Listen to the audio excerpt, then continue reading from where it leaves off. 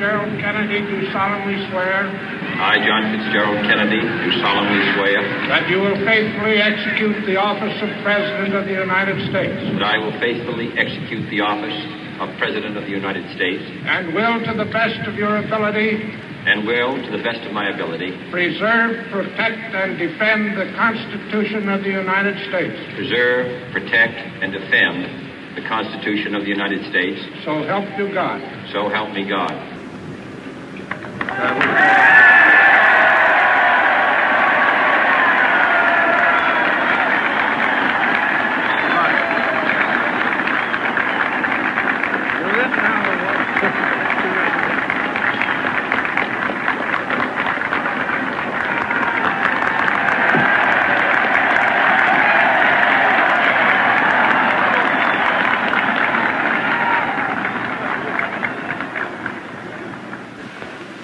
Vice President Johnson, Mr. Speaker, Mr. Chief Justice, President Eisenhower, Vice President Nixon, President Truman, Reverend clergy, fellow citizens. We observe today not a victory of party, but a celebration of freedom, symbolizing an end as well as a beginning, signifying renewal as well as change. For I have sworn before you and Almighty God the same solemn oath our forebears prescribed nearly a century and 3/4 ago. The world is very different now, for man holds in his mortal hands the power to abolish all forms of human poverty and all forms of human life. And yet the same revolutionary beliefs for which our forebears fought are still at issue around the globe. The belief that the rights of man come not from the generosity of the state, but from the hand of God. We dare not forget today that we are the heirs of that first revolution. Let the word go forth from this time and place to friend and foe alike that the torch has been passed to a new generation of Americans born in this century, tempered by war, disciplined by a hard and bitter peace, proud of our ancient heritage, and unwilling to witness or permit the slow undoing of those human rights to which this nation has always been committed and to which we are committed today at home and around the world.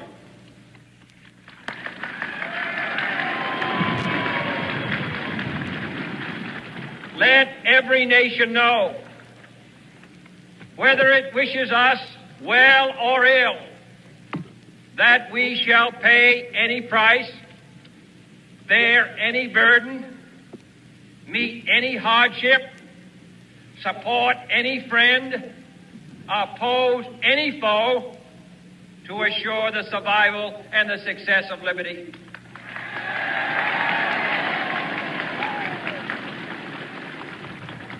This much we pledge and more. To those old allies whose cultural and spiritual origins we share, we pledge the loyalty of faithful friends. United, there is little we cannot do in a host of cooperative ventures.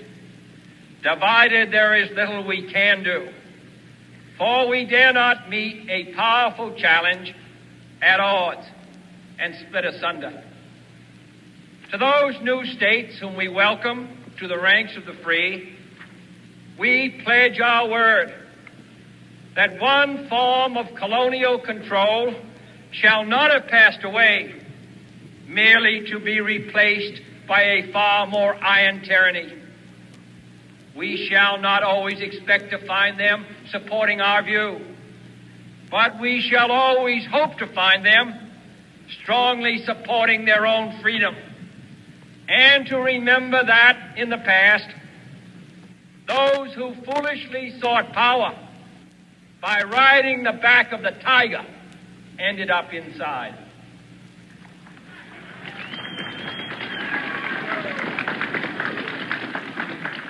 To those people in the huts and villages of half the globe struggling to break the bonds of mass misery, we pledge our best efforts to help them help themselves for whatever period is required, not because the communists may be doing it, not because we seek their votes, but because it is right. If a free society cannot help the many who are poor, it cannot save the few who are rich.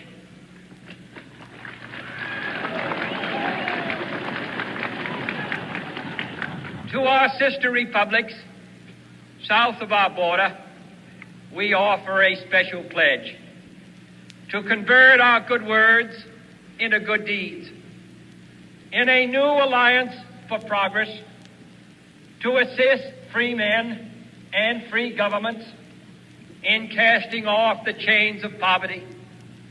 But this peaceful revolution of hope cannot become the prey of hostile powers.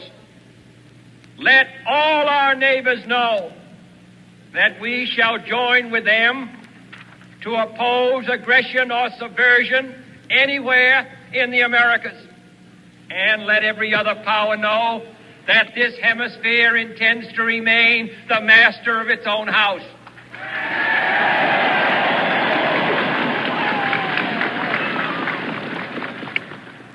To that World Assembly of Sovereign States, the United Nations, our last best hope, in an age where the instruments of war have far outpaced the instruments of peace, we renew our pledge of support to prevent it from becoming merely a forum for invective, to strengthen its shield of the new and the weak, and to enlarge the area in which its writ may run. Finally, to those nations who would make themselves our adversary, we offer not a pledge, but a request that both sides begin anew the quest for peace. Before the dark powers of destruction, unleashed by science, engulf all humanity in planned or accidental self-destruction. We dare not tempt them with weakness, for only when our arms are sufficient beyond doubt can we be certain beyond doubt that they will never be employed. But neither can two great and powerful groups of nations take comfort from our present course, both sides overburdened by the cost of modern weapons, both rightly alarmed by the steady spread of the deadly atom, yet both racing to alter that uncertain balance of terror that stays the hand of mankind's final war. So let us begin anew, remembering on both sides that civility is not a sign of weakness, and sincerity is always subject to proof. Let us never negotiate out of fear, but let us never fear to negotiate.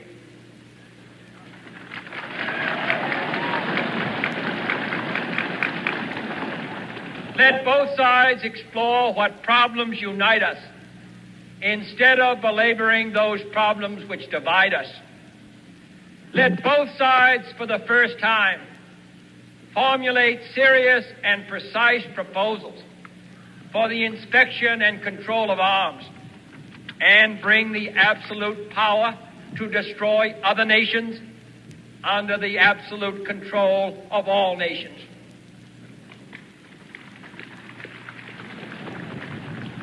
Let both sides seek to invoke the wonders of science instead of its terrors.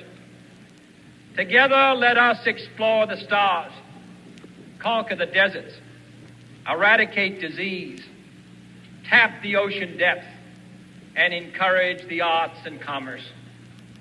Let both sides unite to heed in all corners of the earth the command of Isaiah to undo the heavy burdens and let the oppressed go free.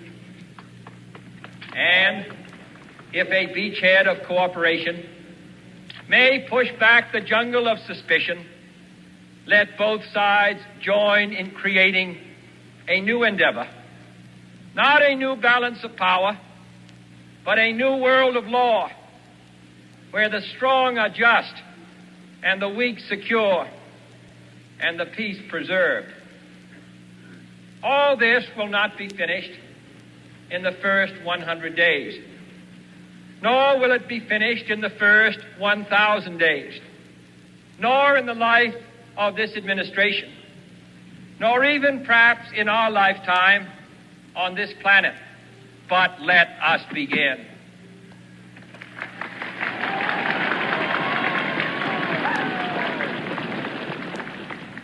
In your hands, my fellow citizens, more than mine, will rest the final success or failure of our course.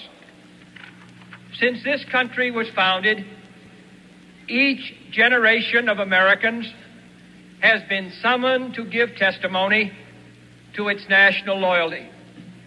The graves of young Americans who answered the call to service surround the globe.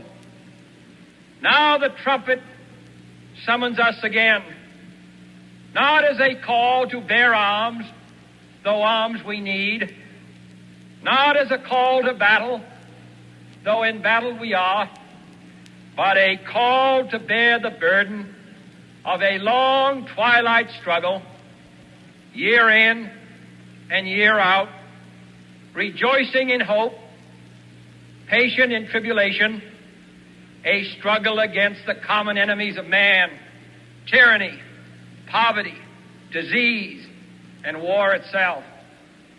Can we forge against these enemies a grand and global alliance, North and South, East and West, that can assure a more fruitful life for all mankind? Will you join in that historic effort?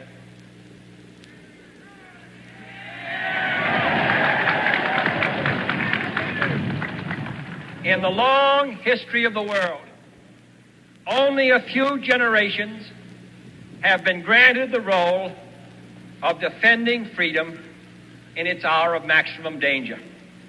I do not shrink from this responsibility. I welcome it.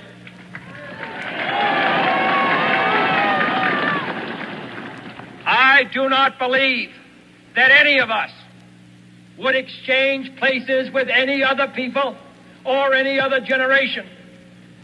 The energy, the faith, the devotion which we bring to this endeavor will light our country and all who serve it. And the glow from that fire can truly light the world. And so, my fellow Americans, ask not what your country can do for you. Ask what you can do for your country.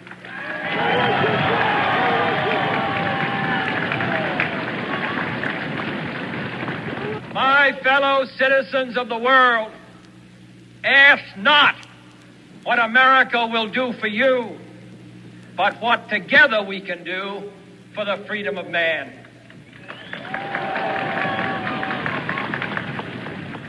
Finally, whether you are citizens of America or citizens of the world, ask of us here the same high standards of strength and sacrifice which we ask of you. With a good conscience, our only sure reward, with history the final judge of our deeds, let us go forth to lead the land we love, asking His blessing and His help but knowing that here on earth God's work must truly be our own.